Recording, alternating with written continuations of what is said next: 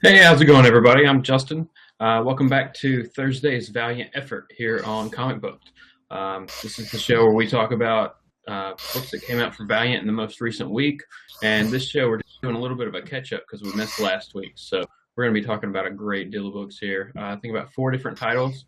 Um, and I'm a staff writer over at Comic Book. Just wanted to mention that. So if you go over there, check us out.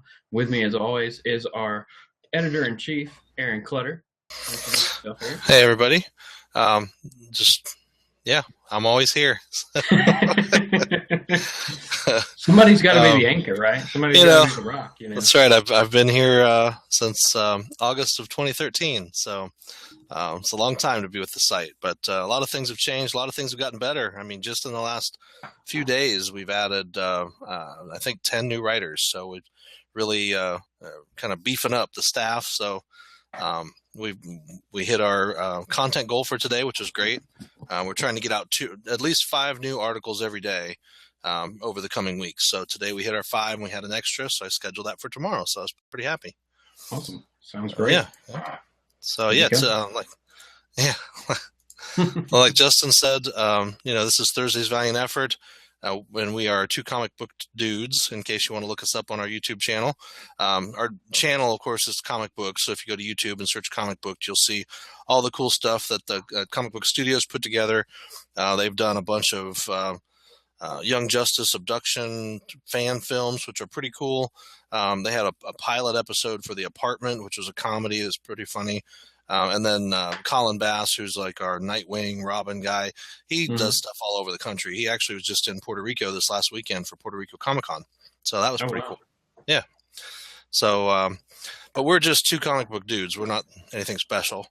So but if you go, comic books. That's right. And that's, we're just here to talk about comics with you guys. Hopefully you'll comment, let us know what you like, what you don't like. How you feel about these issues that we're going to talk about today, because we do have a lot of issues, and not just personal ones, but the Valiant ones. So yeah, if we were to talk about the personal issues, we'd be here for way too long. Yeah, we want this to be a fairly bite-sized version of our lives, and not like General Hospital or something. So, right. So we'll get right into Ninjak. Speaking of somebody who has issues.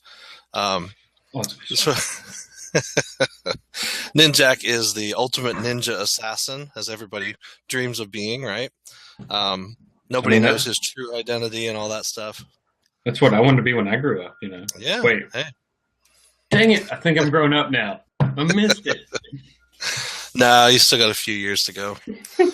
So Ninjak is super spy, works for MI6. He's part of Unity, so you see him all over the Valiant universe now. In issue 1, we kind of saw the origin of Ninjak, which was pretty cool. And then we had him hunting down a lead about Weaponeer, which is this company that is basically this mega arms dealer. And in issue 2, he comes in and he meets this guy Cannon or something. And Cannon has provided him, he ordered he says the deadliest stealth jet he could imagine, and they delivered it within a week. So they're heavy duty arms dealers, pretty bad folks. So he wants to infiltrate this group.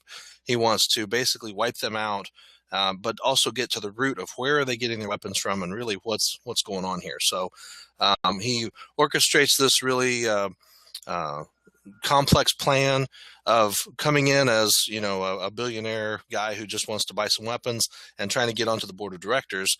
And he comes in, meets Cannon, this big giant sumo looking guy. They go into this place with all of these different kinds of zoo animals, and they release psychedelic drugs into the air, and it's weird. Anyway, he drugs the guy, knocks him out, gives him a 30-minute window to break in, do what he needs to do, wipe out their hard drives, steal all their information, and then come back and make it look like he didn't do anything. Right. That didn't work.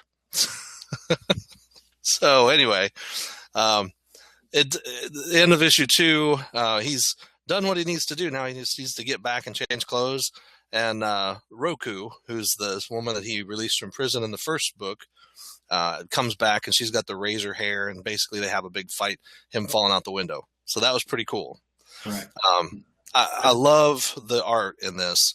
And I like that it's split into two parts. So issue 2 and 3 both have two stories in them. They have the main Ninjak story, and then they have what's the Lost Files, it's called, and it tells about Ninjak's early missions, which is pretty neat.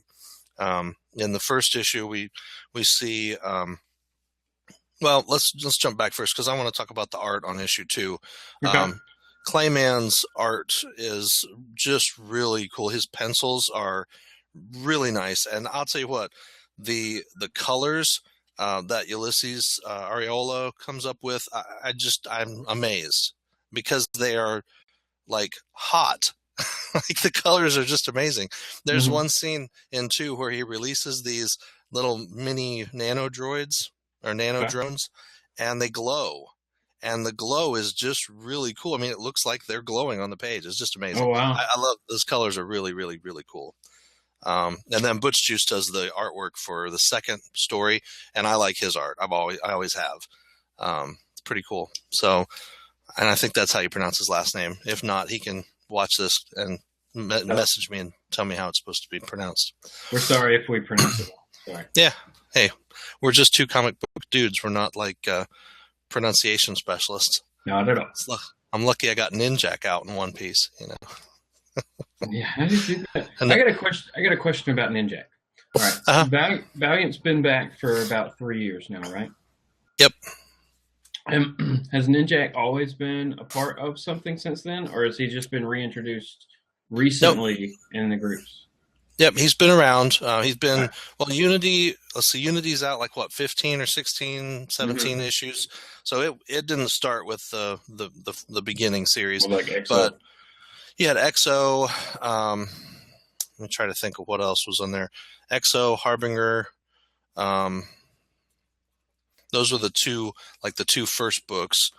I think we also had Archer and Armstrong at the beginning, and a couple other ones. So there was like four or five books that kind of launched the whole thing. A standalone Ninjak book is brand new. Yeah, it just came out 3 months ago or 2 months ago. Right. But he's been a part of Unity. He's shown up in other books before that. I don't know what his first appearance was in the new Valiant universe. Though I haven't looked that up. Okay, I was just wondering if he'd been around for a while, just because I knew, this is his first series since the 90s. So First standalone. Yeah, it was cool because I know I started reading all the Valiant books back in December of 2013. Okay. So I've been reading since then, and he's been in the book since then. So he obviously showed up sometime before that. Of course, I came into Unity number 4, I think. So I know he was in Unity number 1 because I have I've seen that one, but I haven't read anything before that. So yep. So the Lost Files in 2. We continue with the story. The first one was about his first mission. The second one is about a later mission, and he's supposed to assassinate this guy. He thinks in the who's some kind of weapons dealer, and he goes to attack the person, turns around as a woman. So then he kind of has flashbacks about that, his failure, and maybe what that may lead to down the way. But at the end of 2, him and Angelina, his handler, hook up, which is a big no-no. So then we deal with some of the repercussions of that as we lead into 3. So, Justin, I'll let you take over and talk about 3. Okay. We won't go too far in it, but like Aaron said, with issue 2 kind of leading or ending with Ninjak fighting Roku and then falling out a window, that's exactly where we pick up in book 3. So they're fighting, going back and forth, and I mean, it's just a lot of action for the first 8-9 pages, and then we do another flashback to his past. But like I said, I'm not sure. In issue 2, we can spoil it a little bit. What was his age in the flashback in issue 2? He's little. I mean, he's maybe 8 or 9, 10. Okay. He kind of makes me feel like a Bruce Wayne kind of thing, So like 10 years old. Yeah. Okay. Well, okay. Same thing here. And we continue, I guess, that story. And he comes up with a clever way to get to his target. I'll say that. And we do some more jumping back around in this issue. I will say, like you said, the art in this book is amazing, and the colors themselves, especially with Roku, with all of her red hair going everywhere and everything. Yeah. Just the way they're using, like, the city in the background when you're looking at them falling through the sky and fighting in midair, I guess is what is a better way to say it.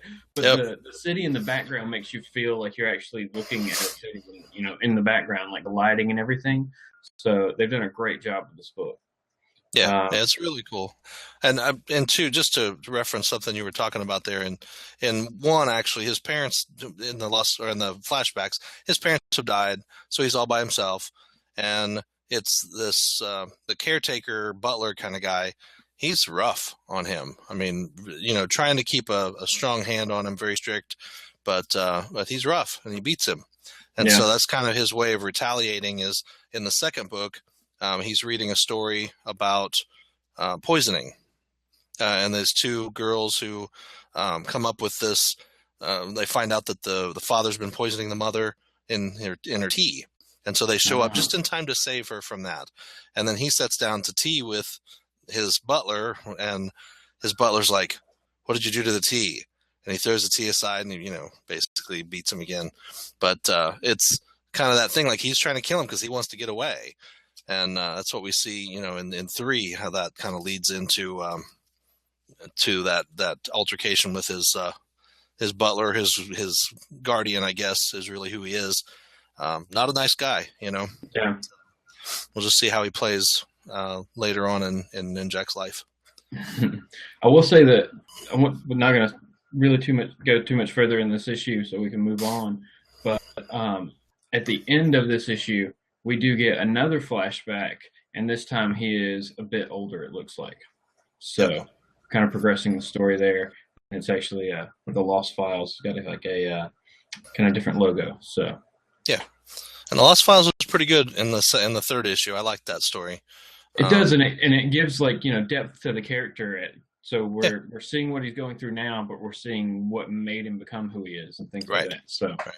That's what I loved about this series so far. And that cover for number 3, that's just amazing. I mean, it's really cool. I saw a black and white version of it, and it doesn't look nearly as awesome as that colored version looks. Yes, because it's jumping out at you. It really feels like it's almost 3D. Yeah, yep. All right, well, let's jump to Ivar, the Time Walker. All right. Let's run, don't walk, right? That's right. So Ivar, coming off of issue 3, or I think issue 3 was called "Let's Kill Hitler," and basically he's with Neela, this girl who was working at CERN, the big particle thing. collider. Yeah, particle accelerator thing. Yep. And she was about to break basically the laws of time and space and figure out the way to change time, which is what Ivar's been telling her. No, you can't do it. No matter what, the universe will stop you. So issue 4 was really cool because issue 4 was that whole exercise in futility. She wants to figure out how to change time simply because she wants to go back in time and save her father. Her father dies because when she was younger, her father died because he was given an anesthetic, and he had an adverse reaction and died during surgery. So all somebody had to do was say, no, he's susceptible to this, and if you give it to him, he'll die, and then he'd be alive. So the whole of issue 4 is her going back in time. And at one scene, she steps into this bar, and there's a whole bunch of her in the bar. And they're all like, actually, one of her grabs her off the street and brings her into the bar. And they're all like, you can't do this. And she's like, what? And they're like, oh, you're the first one. Go on. Then as the story progresses, she becomes each one of the different versions of herself that's in the bar. And each time she's stopped by some little thing.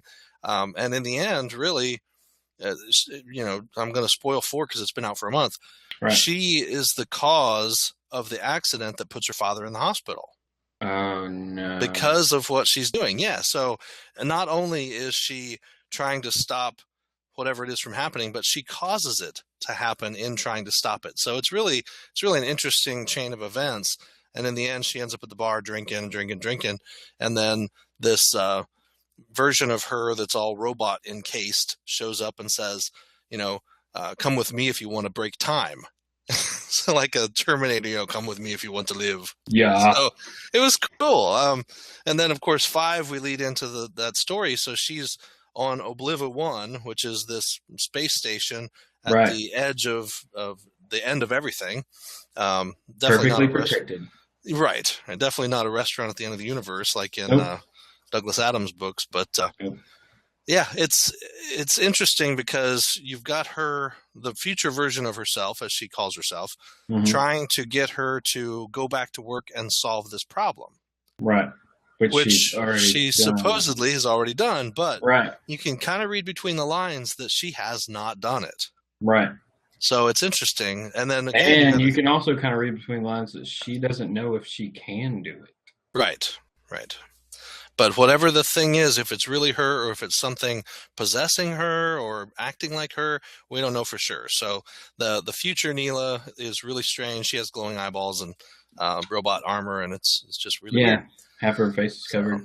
Yep, but I did love the way that the story comes together because you've got Ivar coming back into the story and him going to basically collect an army of his brothers to come forward and fight whatever this is. So, but you've got a very interesting circular chain of events again that the universe is putting into place and making happen, and it's cool. 5 was an excellent issue. No, I really enjoyed 5. I really liked. I won't say what the condition was, but each of the brothers had a condition of what they would do to join Ivar, and so it was both basically the same condition. So that's hilarious. Yep. But yeah, this was I guess my first issue reading it, and I really dug this issue. I really like this story. This is a good jumping on point. Anybody watching, Ivar number 5 is the beginning of a story arc, so it's a great place to jump on for this title. Yeah, 4 might not be so good because you kind of jump in the middle of kind of the wrap up of the first four issues, but you probably can still get 1, 2, and 3 and definitely pick them up because it's cool to see how it starts and get a little feel for who Ivar is. Because, the 3 brothers we talked about there, Ivar, Aram, and Gilad.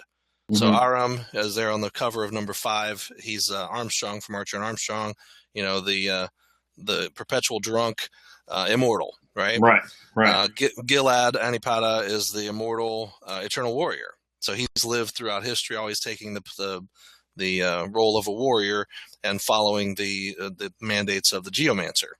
Right. And then Ivar just kind of does whatever the heck he wants. And we find out he's the older brother, and he seems to have had his way being able to travel through time. I think it's interesting at one point that Armstrong says to him, "You're not technically immortal, are you?" And he says, "We'll see." So Right. It's kind of funny, But I love Fred Vanti's writing in this. His way of telling a story is just so good. He puts humor into it, which is great. The same kind of stuff he did in Archer and Armstrong. Just awesome stuff. So yeah, the characters definitely play off each other well. It makes the story flow. Like you don't get bogged down in like just details of what's going on. So.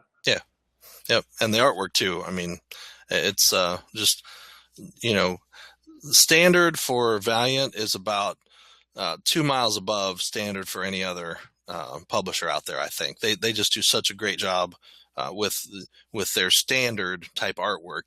Right. I mean, you talk about Rye. Rye just has a level of artwork above everything else, and so does Divinity. Divinity is another one of those. It's just amazing. That art in that, and we'll transition right into that. I mean, for the covers, but Trevor Harsine's or Hairsine's artwork is just amazing in this. I really, really like it. So I'll talk about 3. Justin, you can talk about 4. Okay. Divinity is one of these books that's it's introducing something new into the Valiant universe. Issue 1 told us the story of Abram, this astronaut who trained and strove to be the first, to travel further than any man had ever traveled. And he was selected. He was Russian. He was selected for the cosmonaut program, and trained up to get into the ship and just take off for 30 years or 27 years or whatever, however long, just forever, longer than any human has ever traveled in space. They had, designed these spheres ships that they would go into suspended animation and just travel and then wake up when they got to their destination. And their whole point was to find whatever's beyond. In issue 1, he comes back to Earth 50 years later, and he's got superpowers to the point where he can touch somebody and turn them into a butterfly. And he creates this world of vegetation and this place for people to live that have been living in poverty and whatever. And he heals people and he does all this. It's just amazing. Now, we don't know what his intention is. And of course, that kind of scares the governments of the world. Right. Freaks everybody out. Yeah. So in 2, they send Unity to try to figure out what's going on. Discern his intentions, and then if need be, contain him. And so 3 really starts the battle between them and him, and it's an ongoing battle. It goes through 4, so I mean it's a big one. The story in 3 is kind of twofold. You have really a story that spans several years, but it takes a couple milliseconds in the time of the actual story, as the Unity squad. So you've got Ninjak, Gilad, the Eternal Warrior, Exo, Man of War, Eric, and Livewire, who all just attack. And in that attack, Abram warps their reality so that they think they're in this whatever for years, and really they're just like moving towards him. As you see scenes where they're progressive, like Gilad throws his axe, and his axe progressively moves in each frame of the scene. So it's really cool the way they do it. But yeah, I love that. I mean, then you got Ninjak figures out, hey, I know what's going on. I know what I need to do. I need to slow down my breathing. I need to focus. I need to center myself. And then I need to find everybody else and show them how to do it. So that's what he does. He goes through and finds them in this altered reality, and they all, in the end, break out and come at him in force. So that leads into 4. Then I'll let you talk about that. It's amazing. Okay. This series has really been good.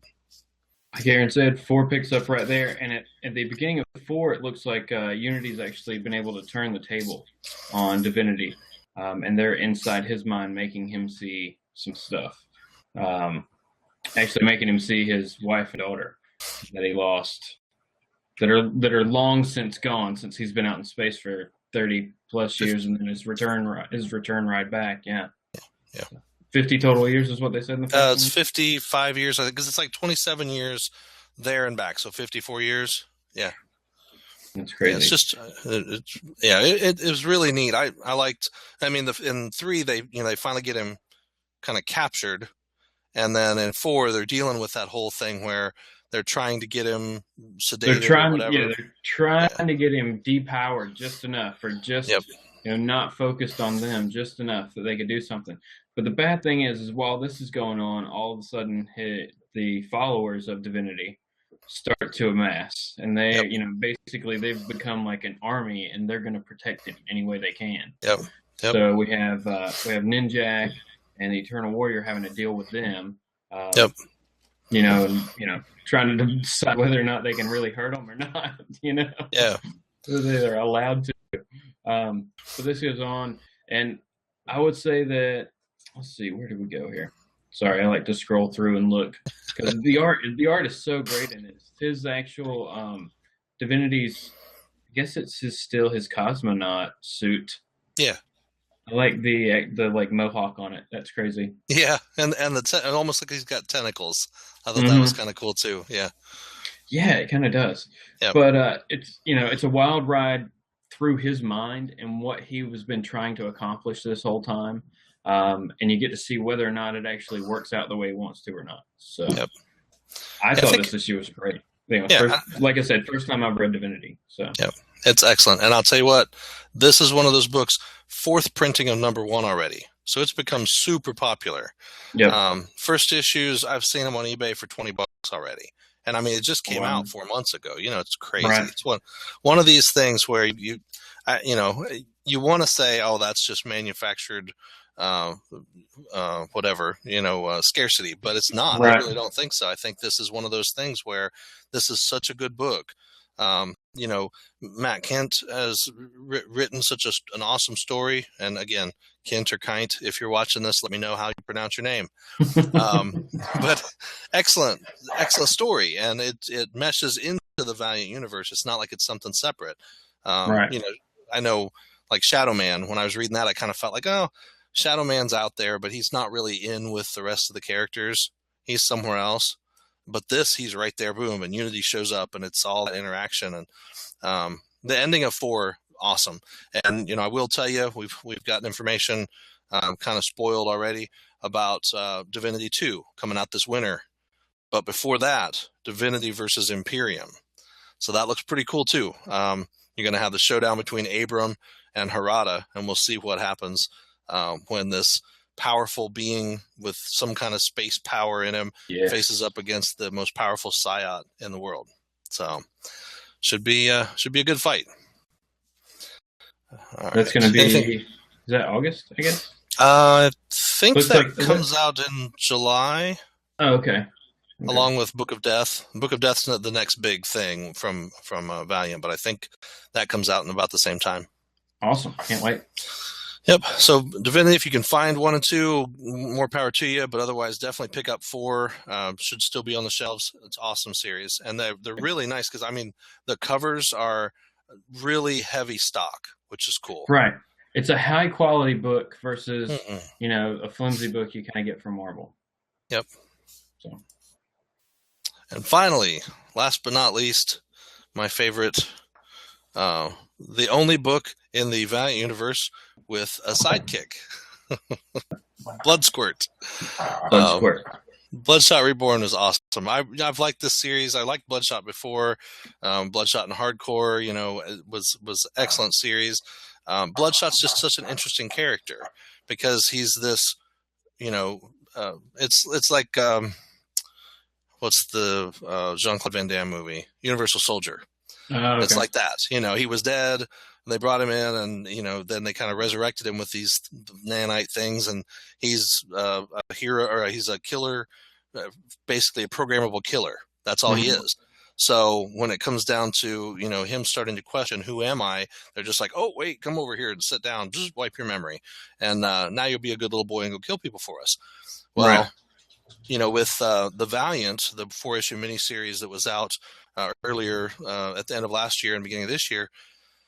That was about the new Geomancer, Kay, and in the end, she gets killed, and she removes the nanites from Bloodshot. And so now he's just regular old Ray. But starting in with last issue, we saw there was some copycat killer who's all white-skinned, red dot on his chest, killing people. In this issue, we kind of see Ray realizes, hey, I got to go do something about this. And he feels the call of the nanites. Now, whether he's going nuts because he's seeing K on one side and Bloodsquirt on the other side, and he's having kind of these hallucinations, if you will, we don't know if that's really him going crazy or if this is really truly the draw of the nanites. So we'll see. We'll see. A force that's pulling him potentially. That's right. But I like Jeff Lemire is awesome writing the Bloodshot. This is a really cool story. That Miko Suayan, his artwork on this is just superb. I love the shading and the grittiness of the characters. It's pretty cool. So definitely worth picking up. And the writer Jeff Lemire, I really like. If if anybody watching, if you're a DC fan, he did. Recently did Green Arrow. He did a great run with that, with like the Clan Wars, before it kind of changed over to be more like the TV show. So that was really good. So if you like any of that kind of stuff, this is definitely a book you'd enjoy. Yep, and he's done a great job with other Valiant books too. So, yep. But yeah, anything else you want to say about Bloodshot? Like I said, this was the first one I've read. jumping in, you told me some about it, so I understood about Bloodsquirt and what he would be. I didn't realize that the girl wasn't really there too. I don't think. Is Yeah, she that's really not there Kay. either? No, she was the Geomancer, and at the end of the Valiant, she was killed, and so now Uh, he's just hallucinating her. She's not really there either. Yeah. okay, yeah, I didn't know she wasn't there. Yeah. So I know it's kind of weird. It's like because he says at one point, "You're not really here either, Kay." You know, So, I know you're not really here. sorry if So we yeah, spoiled it's anything. That yeah, sorry, guys. Sorry. that's okay. Well, the Valiant ended, a couple months ago, Okay, and Bloodshot okay, Reborn's been out for a month. So, but yeah, we won't spoil this issue. It's good. He's definitely on the right track. We just we'll just say that even if he finds this guy, this killer, that's not the end. So it's pretty cool. Yep. The ending itself, the last 4 or 5 pages, 6 pages, is worth the price of the book alone, and the rest of it's just all bonus. So yep, definitely a lot to look forward to in the Valiant universe as we move forward. Starting into the summer months, so we're looking forward to the Book of Death coming out in July. That I kind of feel like it's the big Book of Death from Valiant, but there's some neat stuff. They released some pages just recently, and some lettered pages which just look really cool. They have Gilad fighting against some kind of pestilence thing, and these bugs are biting him, and it looks just awesome.